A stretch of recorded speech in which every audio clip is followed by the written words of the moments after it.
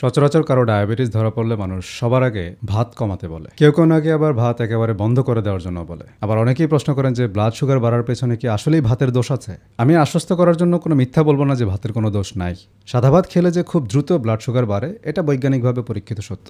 তবে একজন ডায়াবেটিস রোগীর অবস্থা জটিল করার পেছনে মূলত তিনটা বিষয় কাজ করে: 1, ভাতের টাইপ; 2, ভাত খাওয়ার পরিমাণ; এবং 3, ভাত খাওয়ার মেটাবলিক সিরিয়াল। 3 নম্বর পয়েন্টে আমরা পরে কোনো এক সময় আলাপ করব। আজকে কথা বলবো শুধুমাত্র প্রথম দুইটা নিয়ে। আপনি কোন চালের ভাত খাচ্ছেন তার উপর আপনার ব্লাড সুগার নির্ভর করে।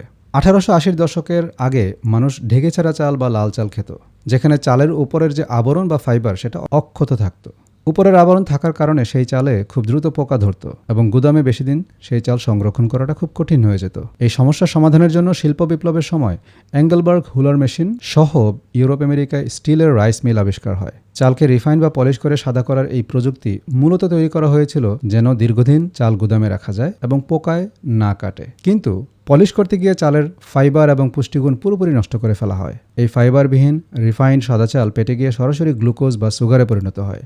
2010 সালে হার্ভার্ড ইউনিভার্সিটির গবেষকদের দ্বারা পরিচালিত এবং ইন্টারনাল মেডিসিন জার্নালে প্রকাশিত একটি বিশাল গবেষণায় প্রমাণিত হয়েছে যে নিয়মিত রিফাইন্ড সাদা চালের ভাত খেলে টাইপ 2 ডায়াবেটিসের ঝুঁকি মারাত্মকভাবে বেড়ে যায়। কিন্তু এর বদলে ঢেকে ছাটা লাল চাল বা ব্রাউন রাইস খেলে সেই ঝুঁকি অনেকটাই কমে আসে।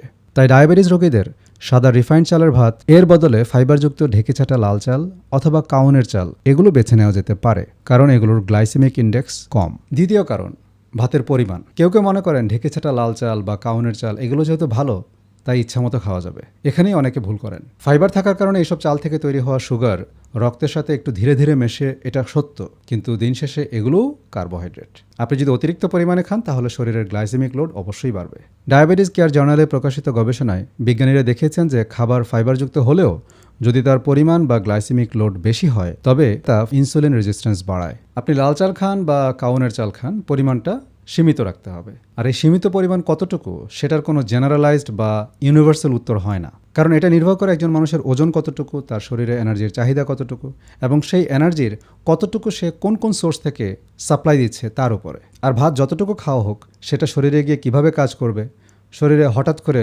সুগার স্পাইক করবে কিনা, এবং এর সাথে আরেকটা মোস্ট ইম্পর্টেন্ট পয়েন্ট হচ্ছে আপনার খাওয়া কার্বোহাইড্রেট থেকে তৈরি হওয়া যে সুগার বা গ্লুকোজ, এটাকে আপনি ইনসুলিনের সাহায্য ছাড়া বডিতে অ্যাবজর্ব করতে পারেন কিনা, বডির মাসেলকে কাজে লাগিয়ে কিভাবে সুগার বা গ্লুকোজ ইউজ করবেন বা পুড়িয়ে ফেলবেন, সেই বিজ্ঞানটা জানতে হলে আমাদের সাথে জয়েন করতে পারেন। যারা সত্যিই সিরিয়াস, এই মাস্টার ক্লাসটি তাদের জন্য। এখানে একটা ফি আছে, ভিডিওর কমেন্টে দেওয়া গুগল ফর্মটি পূরণ করে আপনি আপনার সিট বুক করতে পারেন এবং সেই ফর্মের শুরুতে আপনি বিস্তারিত জানতে পারবেন।